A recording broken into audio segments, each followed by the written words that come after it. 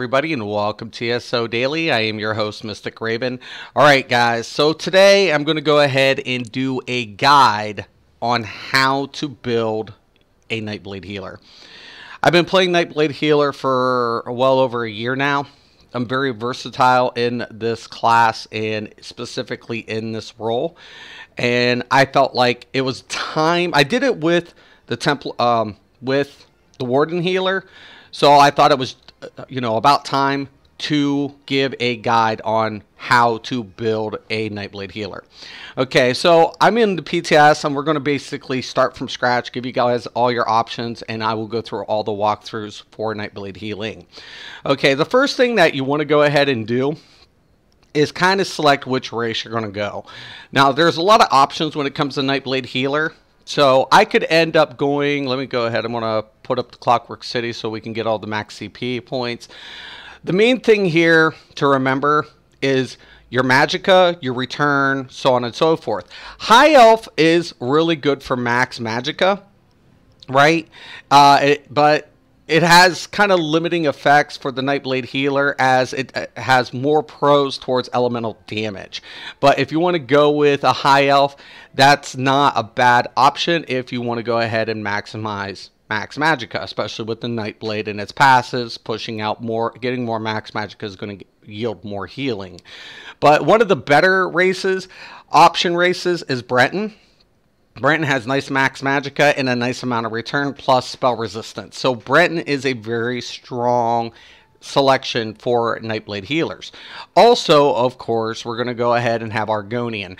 Argonian is going to benefit all around for Nightblade healers because it gets a lot of resistance. It has an extra boost to potion gaining that benefits Nightblade healers, and also it can go ahead and gets another bump towards its healing passives.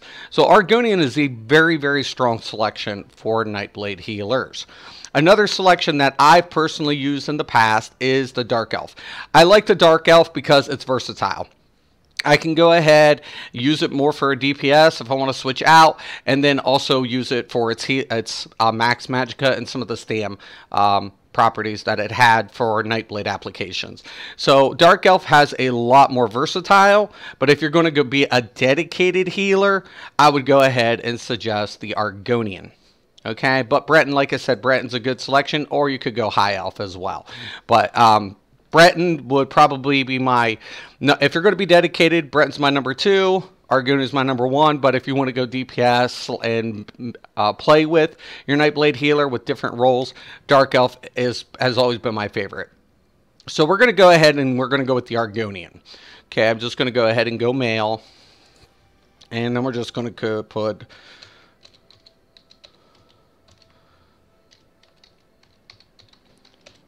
all right, something crazy. Okay, so we're going to go ahead and create our Nightblade Healer.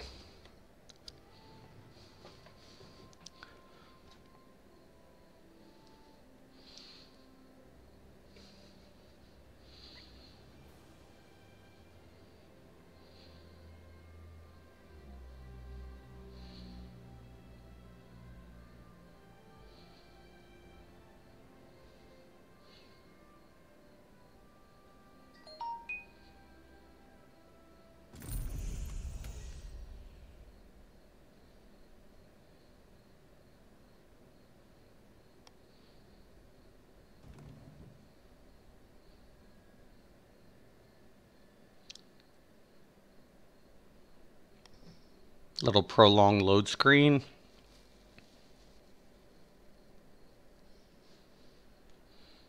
Just been busy. It's been very busy on PTS. Okay. So we're in the load screen. As you guys can see, I'm completely naked. Now, the first thing that you're going to want to go ahead and do as a Nightblade healer is go ahead and level up. Now, depending on what you need for stats, your attribute points will change. But for now, we'll go ahead and we'll put everything into max Magicka. But I do recommend keeping between typically 19 and 20 for health, even with food buff. So, but for now, we'll put everything in max Magicka. And unfortunately, I'm not the role I'm needing it. So we're going to go ahead and we're going to log out, and we'll go back in Nightblade. I forgot to pick up the class. For some reason, I went Warden. My fault. Okay, so let's delete this.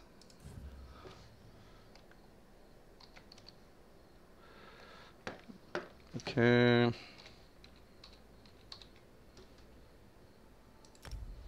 Okay, go back to create. Clockwork City, Argonian, and Nightblade.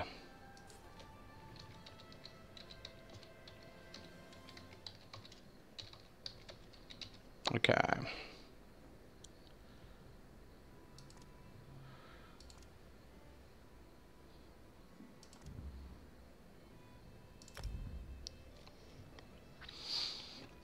My fault, guys.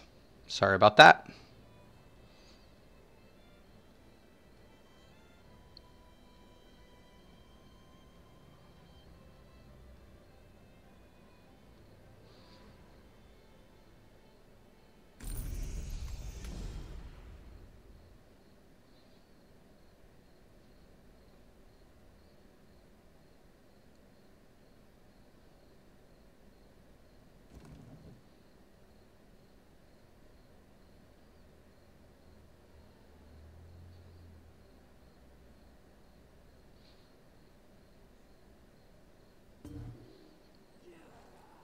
All right, here we are. Now our Nightblade. So first thing, like I said, we're going to go ahead and put everything into Max Magicka for the attribute points. Okay. Now, Assassination for a Nightblade Healer doesn't really do much. So I'm going to be honest. But if you wanted to and you need an extra crit, and let's say you wanted to put a finisher or anything, you could do that, Assassination. Or if you're PvPing, you can add the debuff with the marked target. But none of these abilities really benefit the Nightblade Healer per se. But the passives, we always want to go ahead. Regardless if we're going to use any skill, we want to grab these passives. Right? Okay. Excuse me. Going into the shadow. Now, here's the deal, guys. Consuming Darkness. Consuming Darkness is usually what I use for tanks.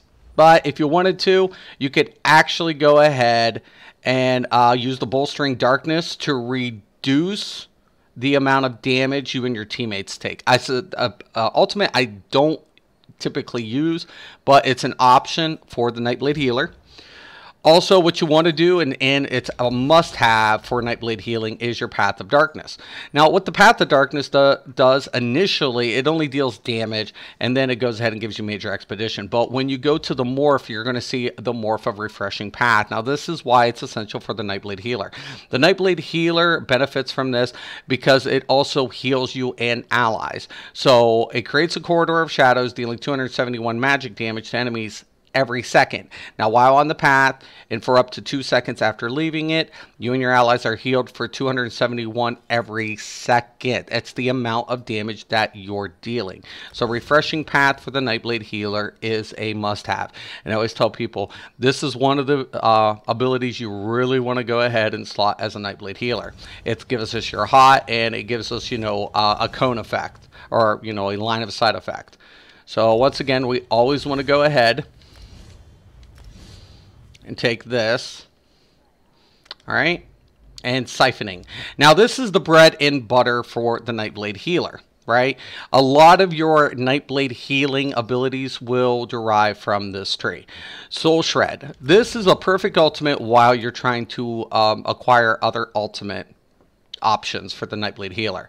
One of the best ones is the Soul Siphon.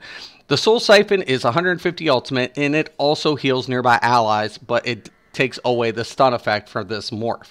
But also keep in mind that not only does it heal, it also activates the extra Major Vitality, increasing your healing received by 30% for 4 seconds. This is why I like it. And then also it offers the Soul Leech Soul Leech synergy. So I really like this. It gives a double heal effect, and it also gives you the Major Vitality.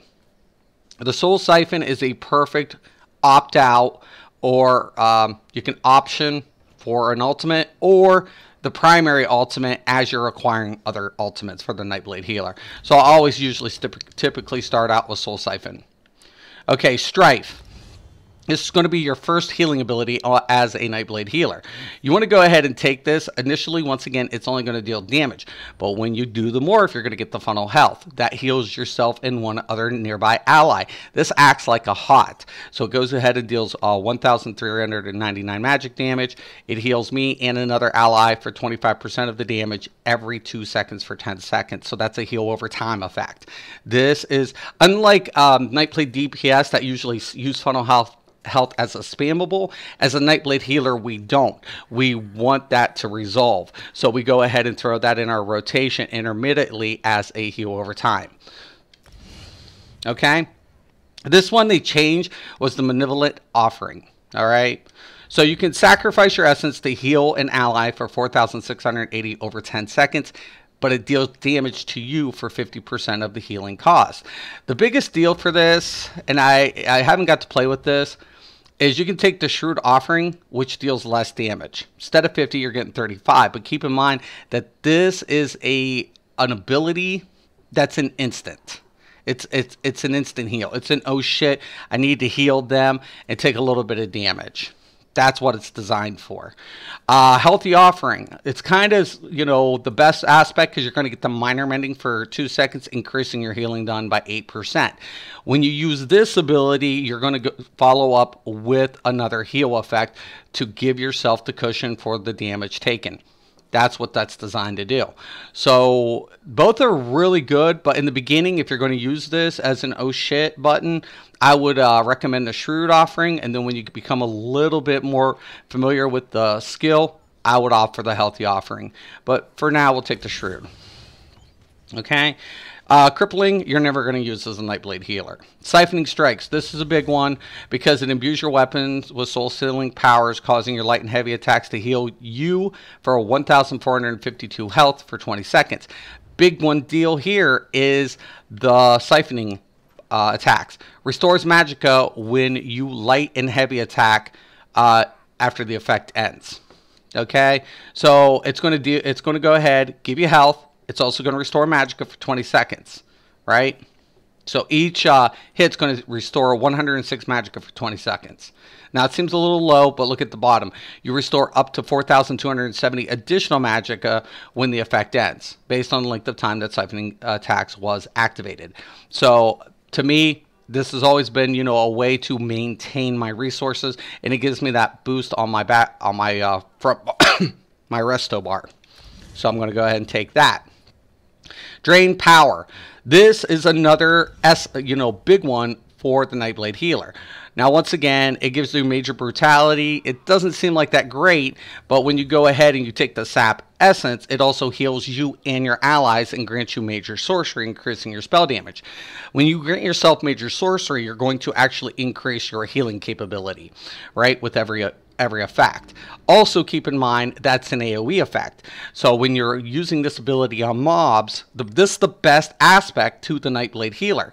You're going to deal with damage and you're going to heal for every mob hit. So you're healing for 376 plus 20% more for every enemy hit within the mob. That is the strong point to the Nightblade Healer, is the sap essence. It has a lot of, DPS added to the mobs in the healing. It's the best. It's the best heal for the Nightblade Healer in mob situations. Matter of fact, in any situation when it comes to a large amount of mobs, this is where the Nightblade Healer shines. So I'm going to take the sap essence. Now, let's get into the passives. Catalyst. This is what makes Argonian really strong for Nightblade healing, because when I go into the passives for the Argonian, right? Now, they're going to get quick to mend, which increases your healing done and healing received by a total of 5%. Also, you're going to go ahead, get an additional max health with Argonian resistance, which is kind of nice, but resourceful. Resourceful is where it's at, because you get Catalyst, And then you also get this. When you drink a potion, you restore 1,524 health, magicka, and stamina. And also, you're increasing your max magicka by 3%. Now, this is the lowest max magicka out of the magicka classes that you can take. That's why I said Dark Elf, I usually use. It's very flexible. Breton's got more, but even High Elf has more than all of those. But once again, you're wanting to take a look at the other passives contributing to being a Nightblade Healer. And Argonian is probably the strongest selection for Nightblade Healing, just because Nightblades get a lot of max magicka already in their passive, and then on top of it, they're benefiting from Catalyst and Resourcefulness passive. Okay, so we're going to go ahead and get back into Siphoning. So Catalyst, when we go ahead and do this, we're going to get 20 ultimate every time we drink a potion, and then we're also going to recoup magicka, stamina, and health. Magic Flood. Increase your max magicka by 4% while a siphoning ability is slotted. This is why I said the Argonian is probably the best selection for Nightblade Healer for as far as primary healing, because you're going to get more magicka. And so Argonian has less magicka, and with this passive, it kind of makes up for that. Soul Siphoner. Increase your healing done by 2% for each siphoning ability slotted. Now, a lot of players want to go ahead and downgrade this like it's not a positive passive. But as you guys can see, when I have all of them slotted, I get 15% bonus, right? Because I can go ahead and take out Refreshing Path and get an extra 3, but I'm most likely not going to even have this much. Most of the time, I only have roughly about 12% on the back bar, and then on the other side I have about 6%. But it comes in handy. It boosts it up. Also, you're going to see the passive transfer. Casting a siphoning ability generates 1 ultimate. This effect can occur once every 4 seconds. When you go ahead and take this up, now you get 2 ultimate. The Nightblade Healer uses a lot of siphoning abilities, so its ultimate regen is insane. So add that on top of the other passives that you acquire. Now you're getting a shitload of ultimates very fast, and that's why I prefer the Nightblade Healer as my main. It doesn't feel like a healer. It feels more combatant, and then you're able to enjoy the healing a lot more effectively if you want to be a combatant type healer. This is what separates the playstyle between Nightblade Healer and the other healing classes. Okay, so once we go ahead and we get that, we're going to go ahead and go down to, of course, the Resto Staff. Every healer should be using a Resto Staff. The reason being, the heavy attacks will go ahead. So let's get into the passives here, is the Essence Drain. When you do a heavy attack, you're going to get Major Mending. And then on top of it, you're going to heal a friendly target for a percentage, 36% of the damage inflicted of the final hit. So this is why you really want to go with a Resto Staff. Hands down, as a healer, always. Okay? We're going to take the other passives.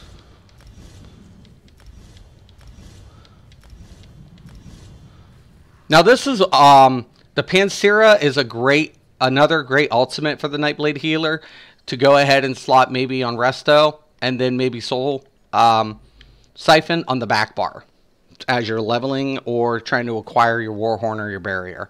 So that's what I would go ahead and always suggest. Use this on Resto, use this on the back bar until you acquire Warhorn and your Barrier.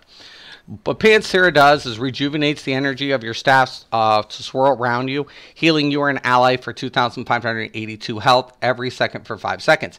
Life Giver, also which is one of the morphs, also automatically cast Regeneration, Blessing of Protection, and Steadfast Ward. That is crazy awesome, guys. Or you can go ahead and take Light's Champion, and any friendly target healed gains Major Force and Major Protection, increasing critical damage and reducing damage taken. Now, for trials, I actually, if you're going to use this in a trial, which most of the time you're not, because you're going to be blowing Warhorn. If you're a Nightblade Healer, all healers are expected to blow Warhorn. Light's Champion is great, but on 4-mans, for an extra cushion, I like the Life Giver, because I go ahead and I, typically when I was trying to use this and using it intermittently, I would use Life Giver. Okay, Grand Healing. Okay, we all know this. You can take the illustrious healing, which increases the duration, but most of the time everybody takes healing springs. Why? Because you restore magicka for each and friendly in the initial heal. So this is big. This is, you know, a way to maintain resource management. I like it. Regeneration, I will use this as an option, depending on, you know, circumstances. You can go rapid regeneration. The heal over time is shorter, but ticks faster more often. Or you use mutagen. I like the mutagen because it also has a cleanse.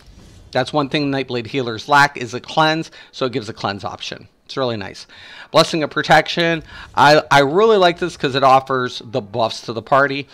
You can go with the Blessing of Restoration, which increases the size and healing done in duration, but I prefer the Combat Prayer on all of my healers. Why? Because it offers the Minor Berserk, which increases my DPS's damage. So definitely I always go with Combat Prayer.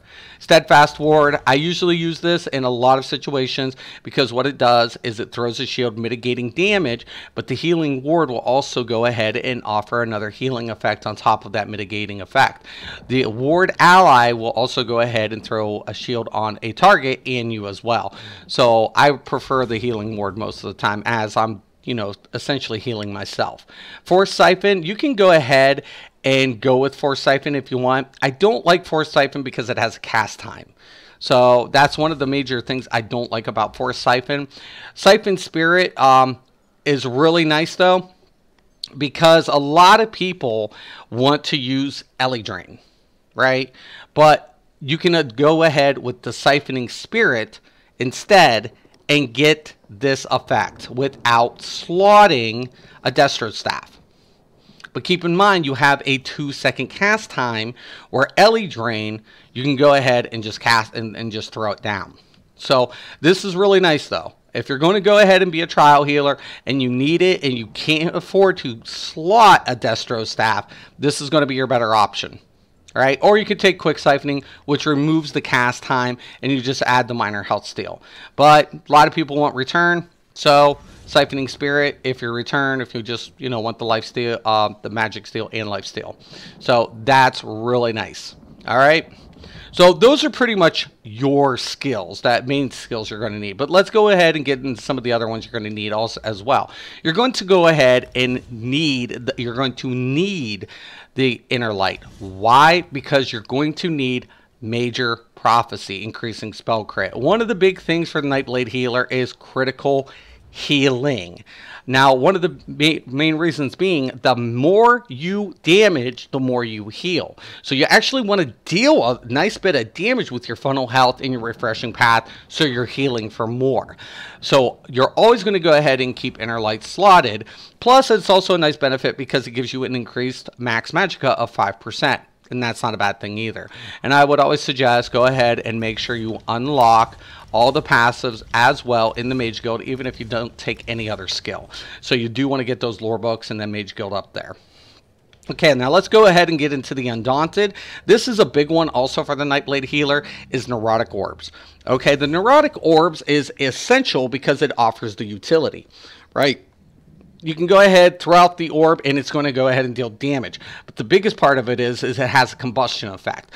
When an ally synergizes with it, it explodes, and then it offers 3,960 magicka or stamina, whichever is higher.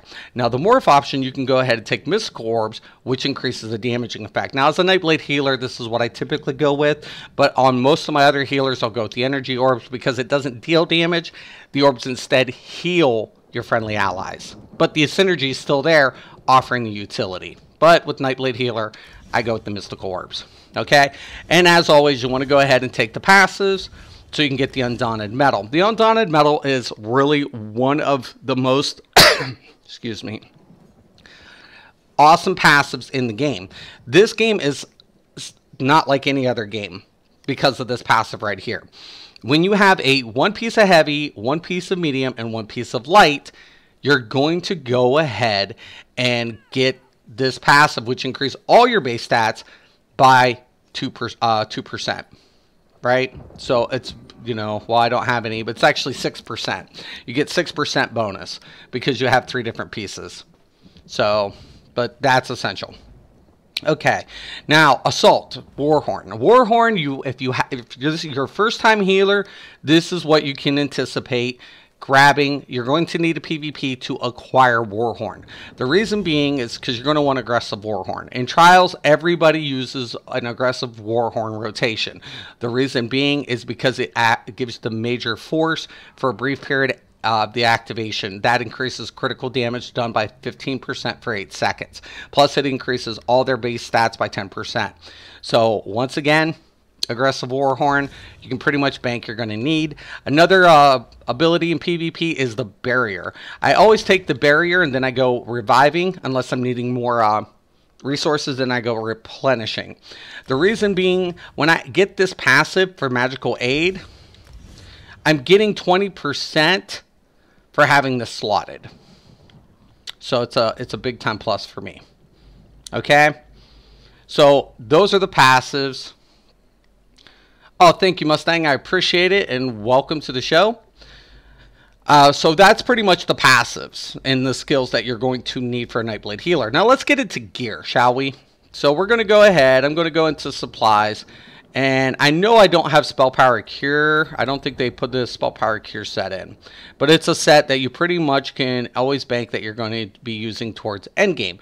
There are still a lot of options for healer. But, oh, they do have the Spell Power Cure. Okay, so we have the Spell Power Cure. We're going to take the Spell Power Cure set. That's a set you want to go ahead and bank on. But another set you want to typically fixate on is a crit set. If you're not going to use a crit set, you want to go ahead and go with the Thief Mundus. Critical heals, once again, critical damage equals critical heals, and heals more for Nightblade Healers.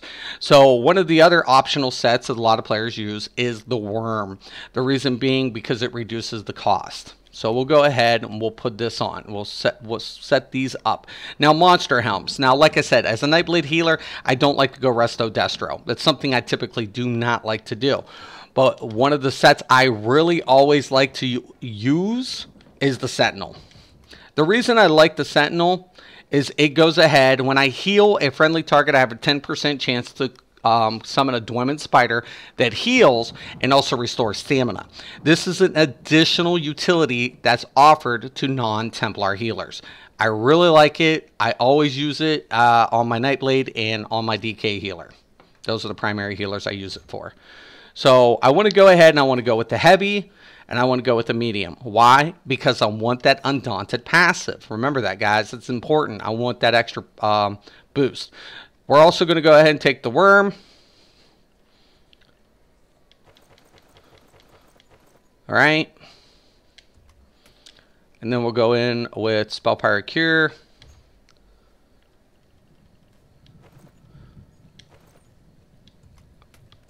All right. I'll just, whatever.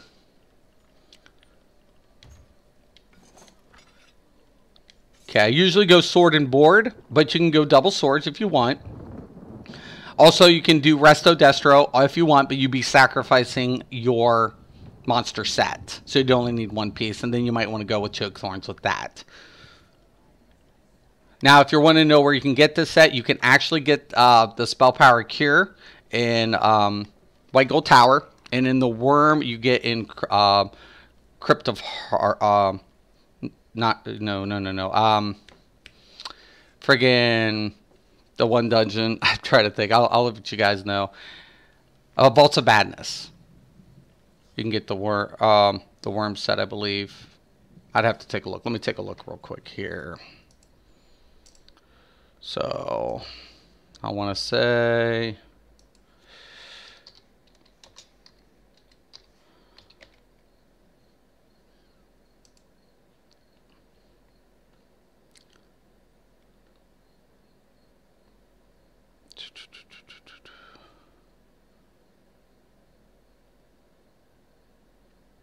Why doesn't it even have it listed on here?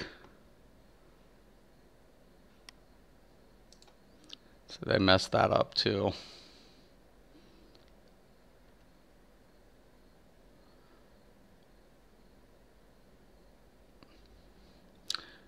Anyways, yeah, I want to say it's either Crypt of Hearts or Vaults of Madness, guys. So it's a good set. You really want to get it. Okay, so we're going to go ahead, put all this on. I'm trying to find the jewelry. Okay, there we go.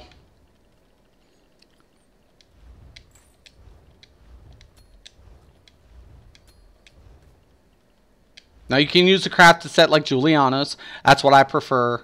But, you know, I do have the worm and I will switch out if it's a necessity. Okay.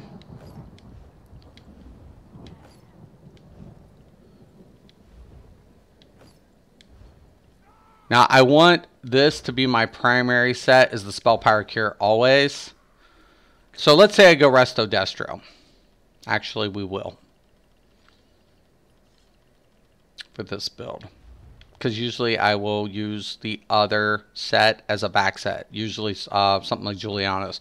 So my funnels will deal more. So, give me that. And I need the Destro Staff. Usually lightning.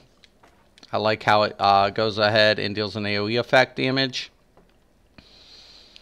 So let's go ahead and say my main hand's going to be my Resto. Always.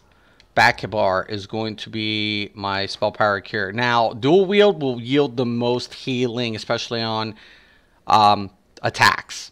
Sword and board will give you a little bit more cushion. You'll sack a little bit, but if you go with the infuse, you don't lose as much. If you go Resto Destro, you're going to lose on funneling and health, but you can go ahead and stack your sets so you benefit the party consistently, like using Spell Power Cure and Worm, which is typical. But there's other healing sets that you can use, like trial sets, like Twilight's Embrace. You can use crit sets. You can go ahead and, you know, take the Ritual if you're having a crit set. You can go with the Apprentice, which I suggest doing because it increases your spell damage and your healing as well. So with that said, also I need another monster set because I'm only going to get one bonus. We're going to go with the Choke Thorns for the recovery. Heavy shoulders.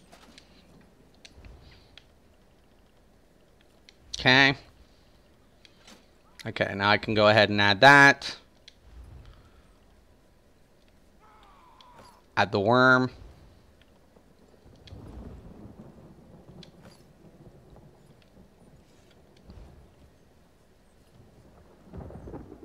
Okay, so now we have both sets stacked, right, guys? Except we're only going with the recovery. This is a pretty good standard setup for most of your healers, is Worm stacked with Spell Power Cure, right? Now, if I'm going to go with Destro, another skill I'm going to go ahead and pick up in the Destro skills is the Ellie Drain. Like I was talking to you earlier, one of the reasons you want the weakness to elements in the elemental drain, it applies the minor magic skill at no cost, unlike the other ability. So now setting up the bar. Okay, so this is going to go ahead. That's the lightning staff. This is the Resto staff bar. We want to go ahead and go into the Resto staff because only Resto staff abilities can be slotted on that bar. Now, if I don't have Warhorn or Barrier, I'm going to use Life Giver. But I have the Barrier, and this is going to be my primary bar.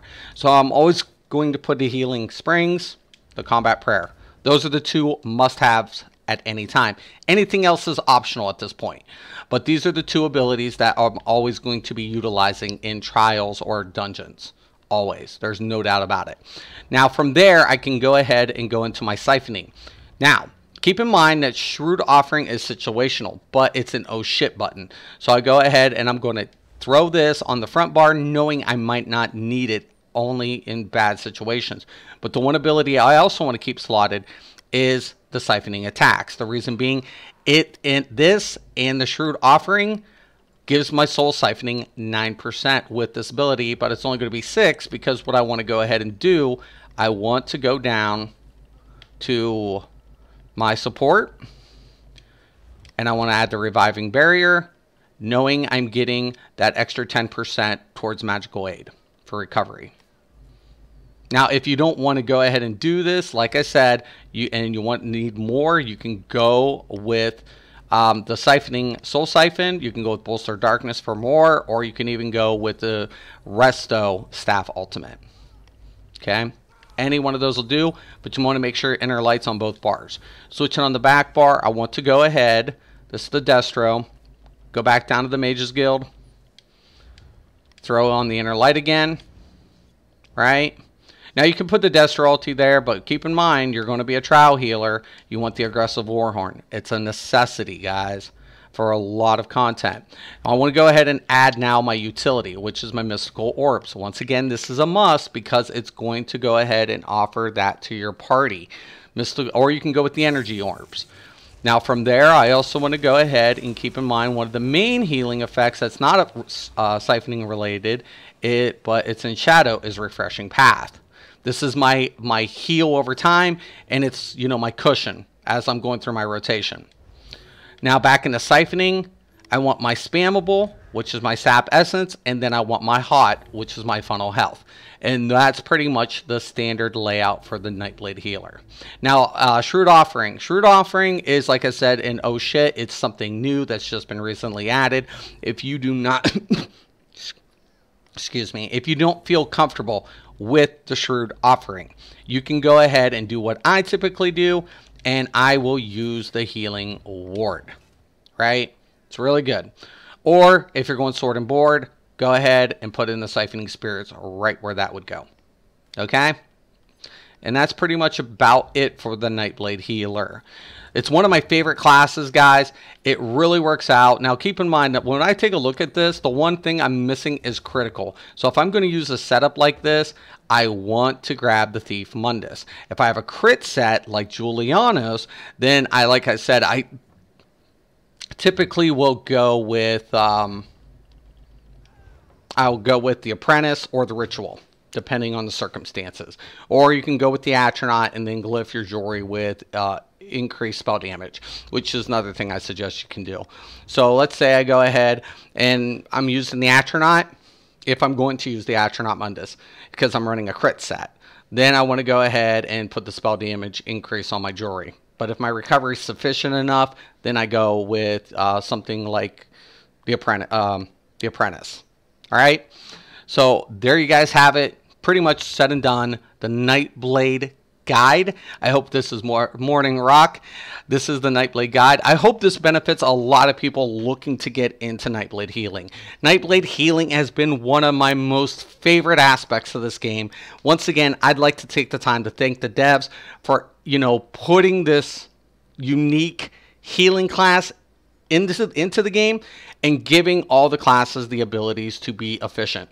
Once again, thank you, Zoss. Thank you, devs. Couldn't have done it literally without you guys. And once again, I want to thank all the people who supported me and my subs.